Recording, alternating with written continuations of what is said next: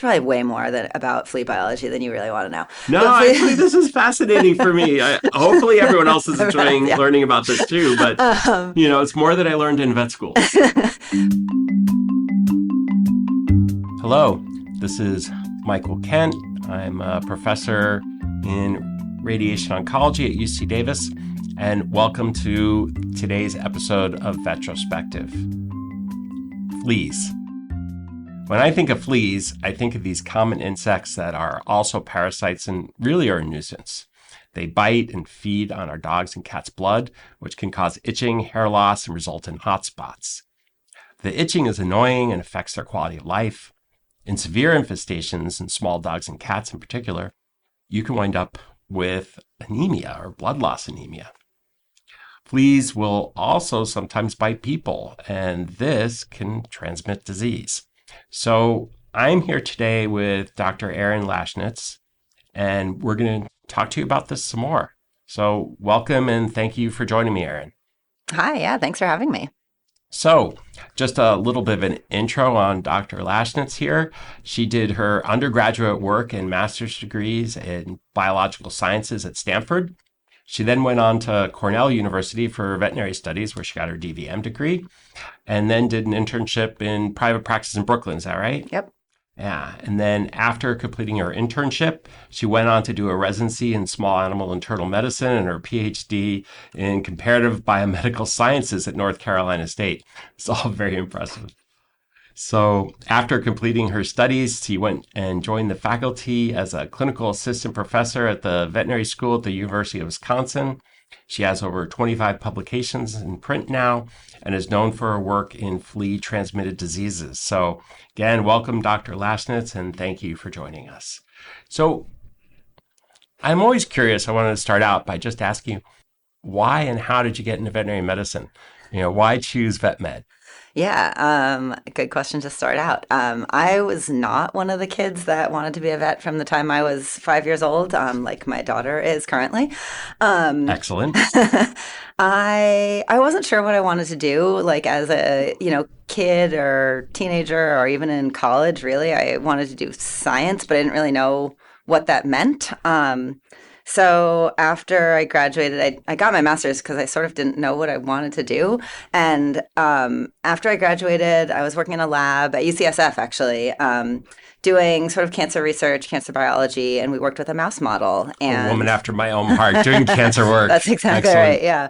I was more on the chronic inflammation side. We were studying angiogenesis. But fair enough. So angiogenesis meaning new blood growth. Yes, yeah. It was a cancer research lab. Mm-hmm. We were just doing sort of the angiogenesis work. But anyway, I was working with mice, helping to sort of take care of the mouse colony where they were doing testing of various different kinds. And I really liked working with mice. And I was sort of had this existential, I like working with mice, but I really wish that I could help them instead of just using them for research. Like, what if I could help animals? And wouldn't it be cool to be a doctor? But I don't really want to be a doctor for people. But what if there was a job, you could be a doctor for animals? And I spent probably 6 months just wondering about that before it came to me oh, right, there is a job like that. It's a veterinarian. Most kindergartners know about it. Yes. It just took you a little bit longer to find it. Yeah, it took me a little longer. And so, then I started sort of doing my prereqs and working at the San Francisco SPCA and getting all that kind of stuff under my belt, and just getting a little bit more experience in the actual vet world. It's post-college. Yeah, so then you became a vet and then you went, I want to be an internal medicine specialist? Or how did that grab you and what led you to kind of where you are now? Yeah. So, having taken sort of a little bit of a winding path to get to vet med in the first place, when I came into vet school, I thought I wanted to be a wildlife or conservation type of vet, maybe work at a zoo. So I spent my whole vet school preparing to go do a residency in zoo med. I was really interested in ecology and wildlife and stuff like that. And so I got to my clinical rotations in third and fourth year and spent a couple of rotations at a couple of different zoos and realized that I didn't really like it. Intellectually, it just wasn't really my jam. Like we would Hmm. do some blood work on a species and then kind of be like, well, this is the first time we've ever looked at blood work on this species. So I wonder if We it's don't know if normal it's or not. normal or not, Yeah. right? And is there a disease? We don't know. Yeah. So Yeah. that was tough. And sort of in contrast, then I spent just 2 weeks on internal medicine, small animal internal medicine in the hospital at Cornell during my fourth year. And I loved it. It was like the exact opposite, right? We spent like hours talking about the blood work on every single patient. And I was like, wow, you could really delve into this. Like we can really find out what's wrong with these pets and can help them. And so that really kind of scratched that intellectual itch for me. Um, but I didn't go right into like internship residency straight away. I didn't really know what I wanted to do, but I sort of knew I wanted to maintain a research lab of some kind and maybe go back into academia eventually because that's where I had sort of come from this idea of maybe I would do a PhD. And so I ended up doing private practice in ER and GP for a couple of years after my internship, actually, and then applying for internship or for a residency and PhD at NC State. So then after that, you went to Wisconsin, Yeah. and so why academia? Why are you staying in academia? Yeah. Why at the golden, the palace and not in a private practice? What drives you to be Yeah. here? I actually really liked my time in GP. I spent 2.5 years or so as a general Hmm. practice vet. I really liked seeing sick patients, but like we had sort of urgent care and that kind of thing. And it was really fun. It was sort of interesting to be the first opinion, right? Like Yeah. somebody would come in with a cat who just like wasn't feeling great and you had no idea. And the extra challenge was particularly for clients that didn't have a lot of resources where you could just like if you could just do a really good physical and like find the thyroid slip or palpate some enlarged lymph nodes and give them like at least a tiny bit of an answer or a direction that you could say, hey, we can spend not very much money and I can probably tell you What's what's wrong, going on. and maybe how to approach it, how to treat Yeah. it. Yeah. So I really liked that. But I also really like research. I really love teaching. I kind of wanted to be sort of having had that experience, I wanted to be kind of more behind the scenes, like kind of contributing to the development of veterinary medicine and veterinary students and curriculum and that kind of thing for the long term. So, yeah. So now I invited you here because we were teaching a class together. We were teaching a lab on how to do bone marrows, and I was asking you what your research interests are because you're fairly new faculty to Davis, right? Mhm. And so this is how I'm transitioning us back to fleas. Yeah. And, I know there's a dog flea and I know there's a cat flea, and I had this in vet school years ago. So can you just talk maybe a little bit about which is more common on which species? Because it's interesting, right? And just tell me a little bit more about these real small, annoying creatures. They are small and annoying. Yes. So, what we learned in vet school was dog fleas and cat fleas. And it turns out that actually, like, we used to think these are two different species, right? So, Tenocephalides canis, dog flea, Hmm. Tenocephalides felis, cat flea. But it turns out that actually, probably a lot of them are just C. felis, and they have different So when you say C, anatomy. Felis, what we're doing is we're abbreviating because that's so hard to say. Yes, yes, exactly. Nobody wants to have to say Tenocephalides felis over and over again. I don't think I can say that once, much less 10 times.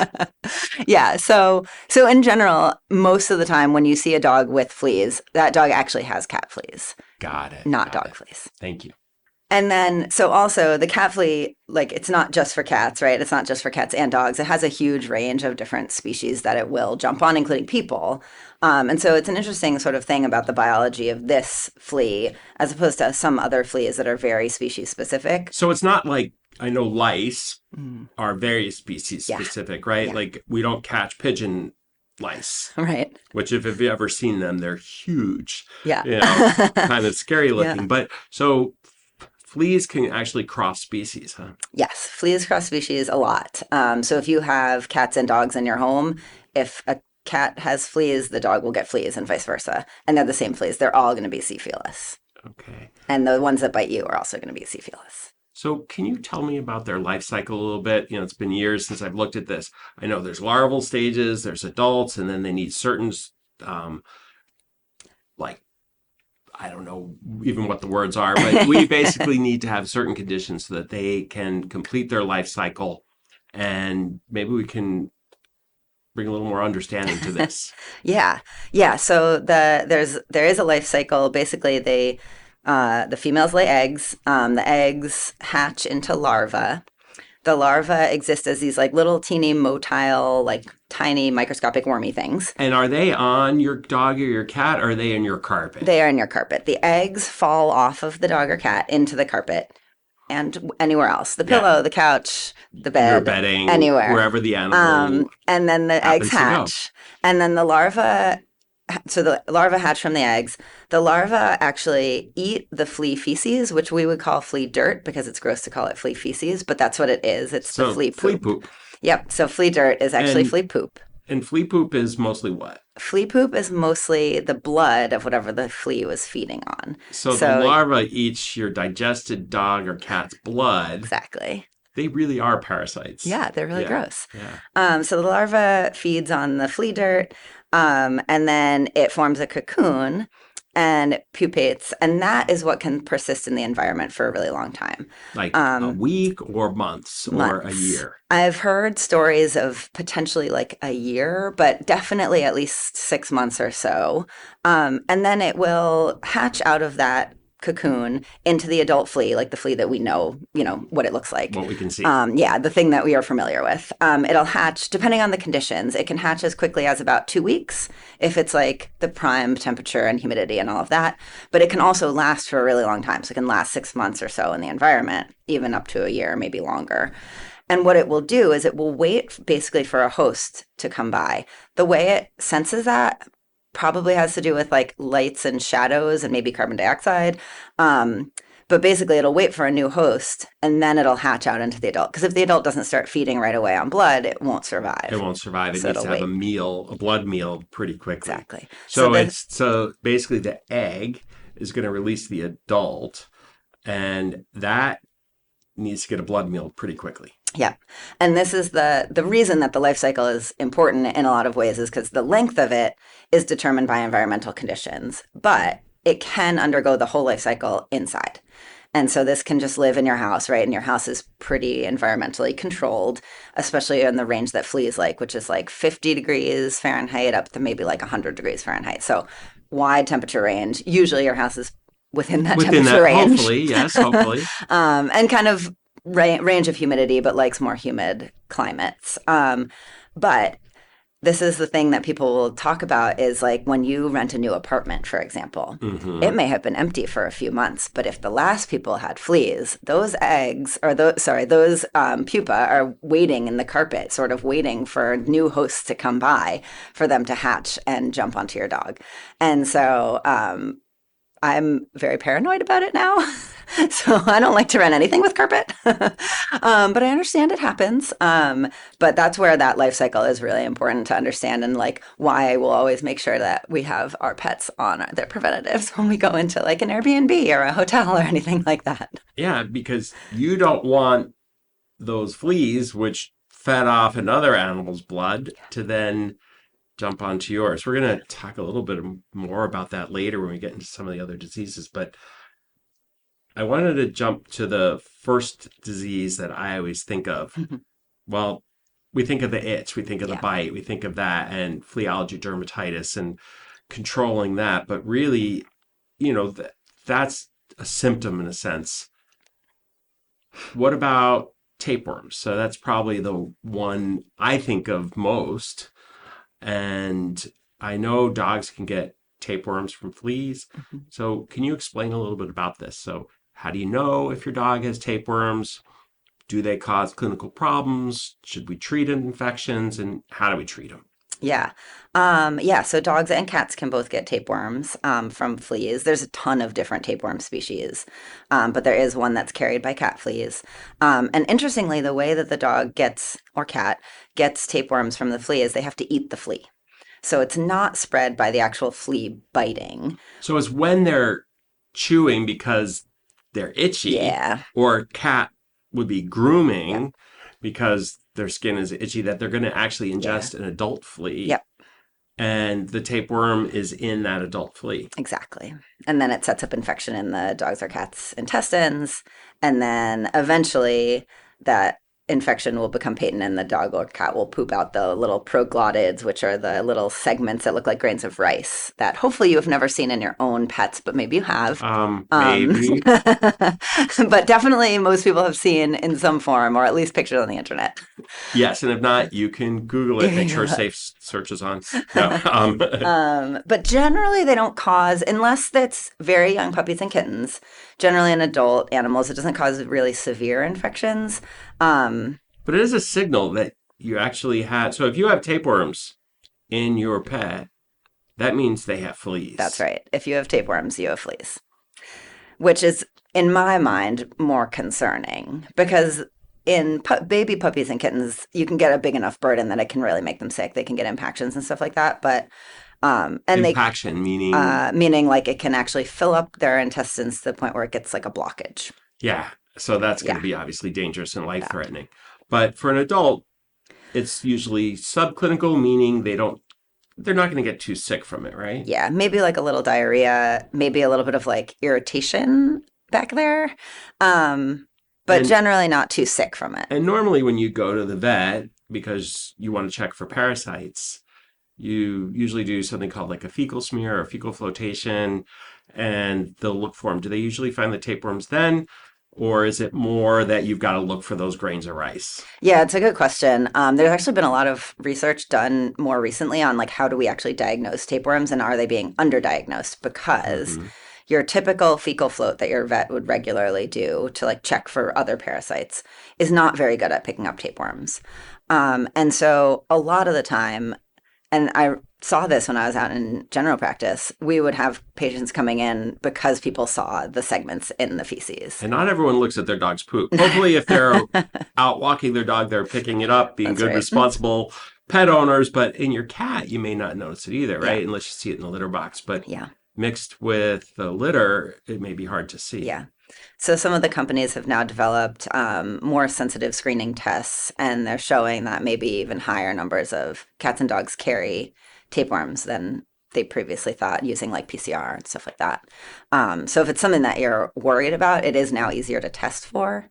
But also we know that like if you can clear the fleas, then you can help clear the tapeworms. And if you don't clear the fleas, then it doesn't matter how much deworming you do. Come back. The tapeworms are coming back. So, and then our standard treatments for tapeworms?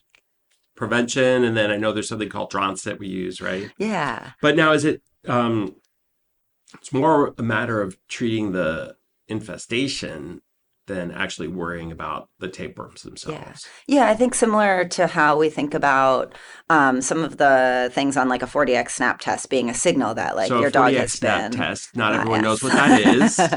40x snap test is a test that looks at 4 different vector-borne diseases. 3 of those are tick-borne diseases. So vector-borne meaning that the animals, our dogs or cats, can catch them from getting bit by a flea or a tick, and it transmits disease. Yeah, exactly. So like things that are transmitted by sort of insects that bite. And then we think about that's like a blood test that we would do as a screening test for your cat or dog. And sometimes that result is more a signal that, hey, you have exposure to ticks here, as opposed to something that, oh my gosh, we have to treat this disease right now. So I think of tapeworms sort of like that, as if you're seeing tapeworms, yeah, we should do some deworming and make sure that those are covered. But also it's a signal to me that you have a flea infestation and probably need to think about that as well. Well, the tapeworm's gross. Having the fleas can actually be pretty gross and more of a problem too. Yeah. All right. So, what other infections can dogs and cats get from flea bites? So why do we worry about it if we have, some itching, which is annoying, and we have some tapeworms, which really aren't that big of a clinical problem, even if we really don't want to see them? Why is this an interesting parasite? What else can they cause for dogs and cats? Yeah. So this is actually where most of my research falls, is trying to figure out really what all things fleas carry and can transmit, and what diseases that are relevant to dogs and cats and people, cat fleas carry and transmit. Because you can imagine, like, you can test cat fleas for different types of bacteria or pathogens, and sometimes you'll find those in the cat flea because the cat had it. Right? So because the cat flea drinks cat blood, sometimes there's just some pathogens in the flea because of the blood inside the flea. But that doesn't mean the flea is necessarily able to transmit it to the next cat or dog or person that it bites. So does a flea bite one dog or one cat in its lifetime, or does it jump on and off and maybe go between your pets? Maybe it goes from your cat to your dog. I have a dog and two cats. You know. Yeah. So the sort of conventional wisdom is that once a flea it like jumps onto a host, it pretty much stays on that host because there's a lot of blood inside that host and it doesn't really need to leave. That can change with probably like the density of infection. Like if you have so many fleas, some of them will just be jumping off looking for a better home. The little kitten that's brought into the hospital that has 1,000 fleas on it and it's so anemic, it's gonna die if we don't get those fleas off it. That's what you're talking about. Yeah. And then also they seem to respond to like temperature. And so I don't know if you've experienced this, but a lot of vets have experienced when you anesthetize those animals. Yes, definitely. And whether it's a reaction to the anesthesia or the patient getting cooler, but when you anesthetize for like a spay or a neuter, the fleas will start to jump off. Yep, they're abandoning ship. They think this is not a good host anymore. So that can probably happen too, and that's when they would jump onto whoever is nearby and try to find a new host. And then another question that is sort of an open question in flea biology and disease transmission is whether fleas can pass pathogens from the adult flea to the egg. And then the pupa, and then the next and the adult larva, flea, and the pupa, the larva, the pupa. And so, interestingly, the larva that eats the flea dirt, eats the flea poop, right? Yes. That flea poop is the animal's blood digested through the flea. And so that's one of the theories as to how fleas might maintain infection throughout their life cycle is not so much that the mom flea passes it to the flea egg, but rather the mom flea is infected with whatever pathogen it is. And then as the larva drinks or eats the flea poop, that's how it gets infection through the life cycle. Interesting. It's a kind of unique pathway that we don't see a lot in nature, right? Yeah, it's very unique. And actually, fleas are particularly unique. It's probably way more about flea biology than you really want to know. No, actually, this is fascinating for me. Hopefully, everyone else is enjoying learning about this too. But, it's more that I learned in vet school. Fleas are different from a lot of other blood-sucking parasites because they're such constant feeders. So if you think about a tick will feed maybe like 3 times in its whole life. It engorges and gets really big. Everyone's seen that engorged tick before. Yep, and that's done, and it molts, and it goes to a different life stage. But fleas, they will bite, and they'll drink some blood, and they'll bite again and drink some blood, and it's sort of constant, and they're constantly drinking blood and pooping and drinking and pooping. Which is why we see so much flea dirt on our pets, or if you've ever bathed an animal who has a lot of fleas and literally the flea poop or the dirt looks like blood again when it rehydrates. Yep. But that's one of the things that helps the flea sort of maintain it's like one of the things that contributes to flea immunity. So the flea not getting infected is that there is such a like flow of blood through the GI tract. And so pathogens that are transmitted by fleas have developed a way to stay inside the flea despite this constant feeding, which is why some of them have developed the potential to make biofilms, which contributes to disease within So a biofilm, will you hosts. explain what that is? Yeah, oh gosh, I'm probably not the person to explain biofilms, but essentially what it is like instead of bacteria sort of floating free in solution, they make like a little film of almost like what you could think of as like algae. So almost its own environment. Yeah. And so they can do that sort of on the epithelial walls of the gut of the flea, and so then it doesn't the bacteria wouldn't get like excreted out right away as the blood is flowing through the GI tract of the flea. So now I ran you down a rabbit hole, but really I was wondering like what other infections can dogs and cats get from fleas? Yeah, so major tangent. I'm really good at that. That's okay. The biggest infection that we think about as flea-borne is Bartonella. Bartonella henselae being the main one. And that's a type of bacteria, right? That is a type of bacteria. It's cat scratch disease, or for those of us that are of the right age, cat scratch fever. Yes. Which they did rename for the medical version because of the Ted Nugent song. Yes. I was going to say because of the song.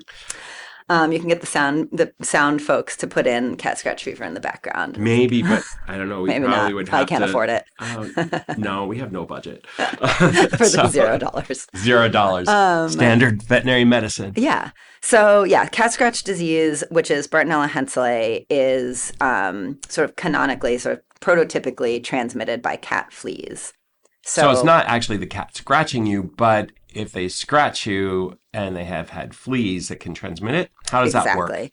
So the reservoir host is the cat. So the Bartonella henselae lives in the cat's, usually bloodstream. But it's not very often that the cat's blood would mix with your blood, other than in situations where the cat's blood is being sort of taken out of its body by the fleas, right? And so in a cat with fleas, there's all this flea dirt around, and the flea dirt is actually partially digested cat blood basically sitting on the surface of the cat. And particularly in the nails of the cat, right? And so the it's cat's infected. scratching. Yeah. So this cat's scratching all the flea bites that it has. And then if you get scratched by that same cat, it inoculates the infectious. So it's almost like a dirt. vaccine of the badness. It's basically a needle. You've seen sharp cat nails before. And so they can just inject the bacteria that's been living in flea poop. Yep. So now everyone wants to treat their their cats because you don't want flea poop made of your cat's digested blood getting injected into you. Exactly. No. So, and then what does it cause in people? So this is actually a One Health issue. This is a zoonotic infection, and zoonotic infection means something that can be transmitted from an animal to a human. So this sounds important. So what does it cause in people? Yeah. So cat scratch disease is really a disease of people. It was discovered in like the 1990s or so, mainly because of the HIV epidemic. And so it was immunocompromised people where infections are worse. Exactly. It was much more common to see systemic manifestations of Bartonella henselae infection in people with HIV that had immunocompromise. That's why for a while human physicians were telling people to get rid of their pets, even though they're so important for your well-being and maintaining your quality of life, and that you have these connections while you're going through such a horrible disease that they're saying you can't have your pet anymore. Yeah. And at that time didn't really understand that it was flea-borne necessarily. So and you so there could wasn't control it. Yeah. So there, like, really all you have to do is make sure that you don't have fleas on your cat. Your cat's fine, as long as you're not sort of taking blood out of your cat and putting it into your own arm. Or get rid of the fleas so they're not infected with this anyway. Exactly. So what disease does it actually cause in people? Yeah, so in immunocompetent people, often it is sort of a self-limiting febrile illness, meaning you get a little bit kind of just general sick, right? I don't feel that good. I have a fever, maybe big lymph nodes, and those would be lymph nodes. Kind of flu-like. Yeah. Usually not super respiratory, so you're not going to get like a stuffy nose, cough, that kind of thing, but just like that, like I can't get out of bed feeling. Yep. Enlarged lymph nodes usually near where the inoculation was, right? So if you got scratched on the arm, it might be the lymph nodes in your armpit that get big, that kind of thing. And then they'll go down after time. You're going to clear this. Yep. And in a lot of people, it goes away on its own. In a lot of people, you get treated with antibiotics, and that helps it go away faster. Yeah, you feel a big lymph node, you see the scratch, you go to your... I was going to say your vet, but you go to your physician. Go to your vet, go to your physician, and they're going to treat you for it. Yeah. But then there is a small subset of people, even people that don't have existing immunocompromise or aren't on medications that change their immune system or anything like that, where they can either get chronic infection or they can get these more atypical manifestations. And that can look like lots of different things. So hard to diagnose. Very hard to diagnose. It can, the main thing that we're worried about is there's reports of it causing neurological illness. And then it can cause neurological illness, like mental health issues or schizophrenia or seizures. Like, I know there's all. So it's really in the very early stages of knowing what kind of things we might actually see, but definitely sort of like meningitis, encephalitis has been reported. So swelling of the covering of your brain, Yeah. swelling of your brain. Yeah. Now, I don't want to scare people because we don't want people getting rid of their cats. Again, you said we just need to treat the fleas Yeah. to make sure Yeah. you can't get this. Yeah. So what about, I know there's also rickettsial diseases, rickettsial bacteria diseases. I think that's something else that we know not enough about. Yeah, definitely. So there is a flea-borne rickettsia. Rickettsia is the type of bacteria that causes typhus, which is not something we think about very commonly in the US. Kind of like plague, which I know we occasionally come up with, but that's flea transmitted as well? Plague is definitely flea transmitted. We'll get to that yeah, in a minute. We'll put a pin in plague. Let's talk about rickettsia. That's okay. Jumping around. There's so many. Typhus is caused by a rickettsia species. But there's also another one that is spread by cat fleas specifically, which is called Rickettsia felis. We just don't know Felis rickettsia. We just don't know very much about it. It's been reported to cause similar sort of like febrile illness, but kind of non-specific, and really only recognized over the past maybe 5 or 10 years with PCR. We need to do a lot more work. So PCR being a diagnostic test we use to basically identify things. Yeah. And then, so we need more research in this area. Yeah, definitely. I think one of the big open questions is in terms of any of the pathogens or any of the diseases that fleas carry is, are they carrying them but can't transmit them? Or are they carrying them and can transmit them? Like we know for Bartonella henselae, they're carrying them and they can transmit them. Yep. Like your cat scratch disease that you were talking about. Yes. Yep. And then are there things that are less common? Because Bartonella henselae, very common in fleas.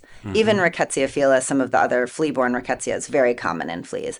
But are there things that are less common where maybe it only crops up in certain geographic areas or certain climates where we don't see it like spread across the whole United States, but maybe only in certain areas where it's fleas are causing transmission of certain bacteria. From animals to a human they happen to bite. Yeah, because again, we know that the cat flea is an indiscriminate biter. It's going to bite anything it jumps on. And so if it jumps on a cat and a person, it'll bite everybody. And if it jumps on wildlife, it can be a source of transmission of wildlife, not just to the cats and dogs that it bites, but also potentially to the people. So in our free-ranging cats, our community cats, our feral cats, whatever you'd like to call them, is this a bigger problem because, there's not flea control? Yeah, definitely. I would say so. And that's the population of cats that we've mostly studied in my lab is free roaming cats, right? Cats, whether they're owned or unowned, but that have essentially like free access to roam where they want and often limited access to veterinary care, meaning they're almost never on flea preventatives and definitely not year round. And maybe sometimes they'll get one here or there when the flea burden is really high or something like that. But so how do you study that if they're free roaming, if they're out there in the wild and they're not coming in for veterinary care? Like, how do you go about that? Or how do you want to approach this problem? Yeah, it's a tough nut to crack, really. So I've had really nice success with working with some of the trap, neuter, return organizations. So these are nonprofits that basically are dedicated to improving the lives of these free roaming cats by giving them at least a little bit of access to veterinary care and often also by spaying and neutering them. Trap, neuter, release. Exactly, trap, neuter, release. So they know that if they just remove cats from where they're living, new cats will come in and live there. There's plenty of cats in the world. And so they'll keep these sort of stable colonies and sometimes vaccinate them for rabies, try to spay and neuter a large majority of them so the populations don't skyrocket. So we limit sort of the ecological downstream effects of these cat populations and essentially help them live better lives. But then where I come in is that when they get trapped and neutered, we can comb them for fleas and look at what fleas they're carrying, how commonly they're carrying those fleas, and what pathogens are in the fleas. And what pathogens. Interesting. Yeah. And what's kind of your plans to expand your research in the future? What do you want to do? Yeah. Well, as you said at the beginning, I'm new here to Davis. Welcome. We're glad to have you. So I was previously at University of Wisconsin. We were working on trying to sample fleas from all continental United States. Hmm. This is like sort of a really basic epidemiology problem in that we don't even really know how common fleas are amongst cats or dogs that don't go to the vet, and across the whole country. And so really just trying to define sort of like, are there places in the country where we really don't have fleas? Because you'll hear that, oh, we don't have fleas here. I have yet to find that place when I I've had actually people look. tell me that, and then I see the fleas on their Yeah, animals. exactly. So we're trying to define if there are really places where it is just too dry, essentially, for fleas. But we also know that fleas can maintain their entire life cycle indoors. And so pretty Hmm. much wherever there are people with pets, There there are are going to be fleas. fleas. But So we're also trying to kind of map and figure out the burden of disease for these different diseases that the fleas carry, across the country. Previously, I've been doing this working with these community organizations like Trap, Neuter, Return and different shelters and that kind of thing.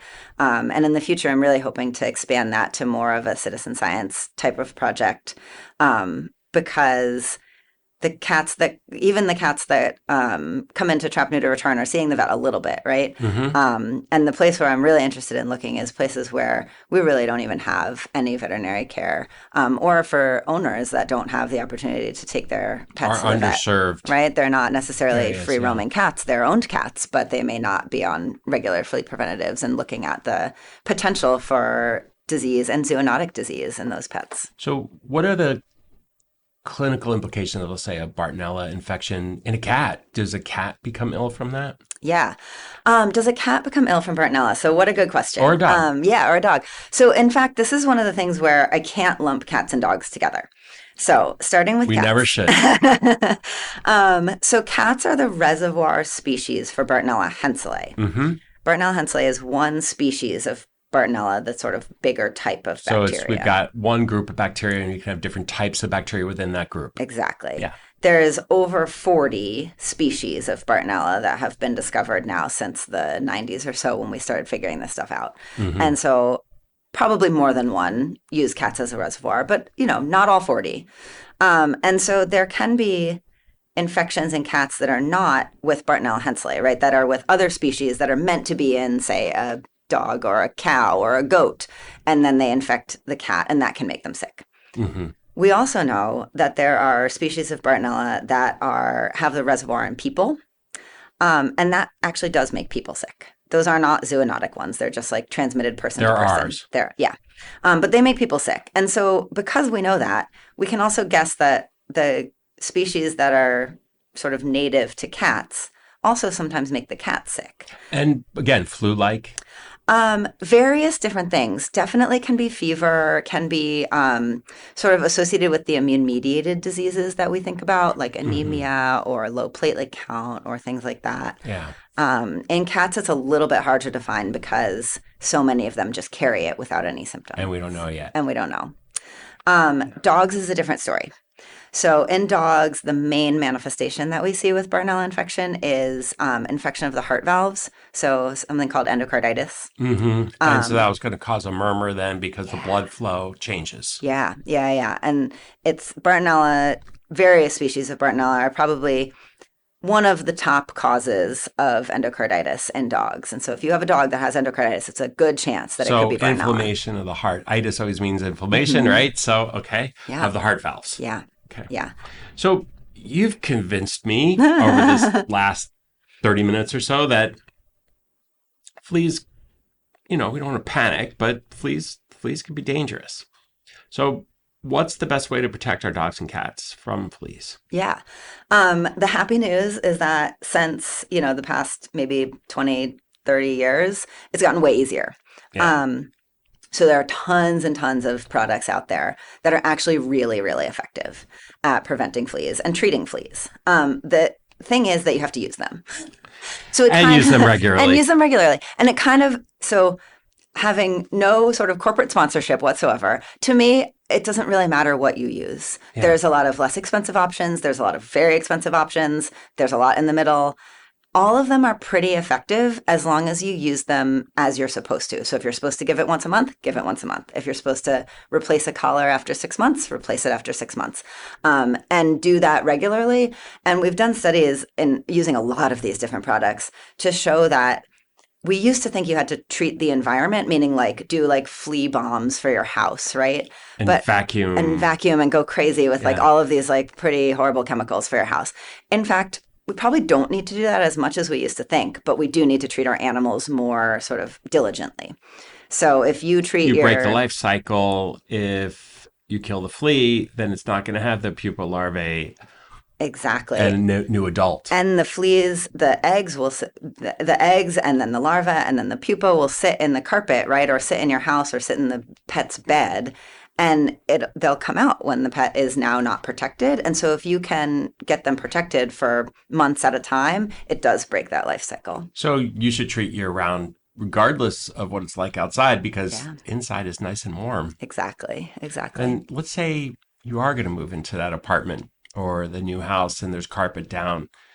Then should you treat the environment? It's a good question. I haven't really, and I don't think many people do. I think Yeah. that really the important thing in that situation is to make sure your pets are protected before you get into that environment, right? So whether that's like doing the spot on or putting the Yeah. collar on or whatever it is, do it before you actually enter the environment so you just don't even have it as an option. There's no life cycle to happen. Yeah. This has been great. I really appreciate it. And I'm just actually one more question. Is there anything I should have asked you?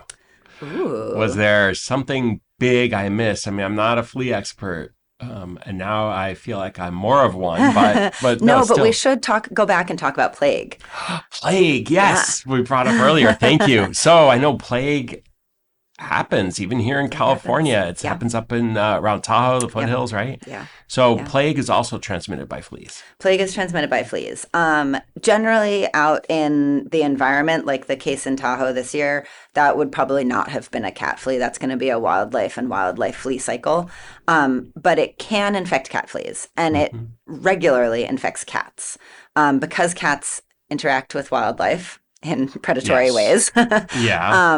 The thought is that basically the cats and or their fleas can get infected, and that's how the transmission can get back to people from these little like ground squirrels or prairie dogs or whatever it is that's out in the environment that is the reservoir for plague. And this usually happens in the Four Corners or places like Yosemite, Tahoe, that kind of thing. So this is not something we don't want plague coming back. That was one of our old pandemics, Don't want right? plague coming back. We That's don't right. want plague coming back. So another reason to treat our dogs and Yes. cats, and Yeah. particularly cats who can come in contact with wild. Yeah, and especially if you have outdoor cats in those places, it is actually really important to keep them on flea preventatives because if those cats bring back plague, like you do not, I mean, we can treat it with antibiotics, but man, you don't want to get it. No, that's something I don't want. That's on Don't my want. list of things I don't want Yeah. is plague. Plague. We learned that in the Middle Ages quite well as a species. So, Erin, Dr. Lashnits, thank you so much for joining me today. It's been a lot of great information. I really appreciate you taking the time for me and for our listeners. So, we've taken a deep dive into fleas, and hopefully we've convinced you we should avoid them. So, Thank you so much. thank you. All right. The Vetrospective, as with life, takes a village.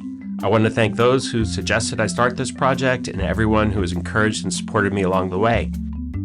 Particularly, I want to thank our producer and director, Danae Blythe-Unti, Nancy Bay, who is our program coordinator, our sound mixer, Andy Cowett, and theme music was composed and produced by Tim Gehagen. Thank you all, and we'll see you next time.